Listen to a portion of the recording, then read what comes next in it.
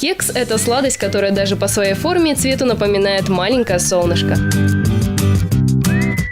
Кекс – это олицетворение домашнего тепла и уюта. Мы решили узнать, есть ли в наше время кондитеры, которые изготавливают кексы на производстве немеханизированным способом. Проведя независимое расследование, наша съемочная группа выяснила, что такие производители есть. Вот сейчас кондитеры вручную разливают смесь по формочкам. После поверх смеси, чтобы придать пикантность десерту, кондитеры посыпают смесь шоколадом или маком. Затем кексы отправляются в печь. Интересно, а почему используется именно эта технология производства? Особенность в том, что компоненты перед тем, как попасть в состав, тестируются, что позволяет отобрать только самые высококачественные ингредиенты. И поэтому у всех кондитерских изделий, отпускаемых потребителю, присутствует вкус самой настоящей домашней выпечки.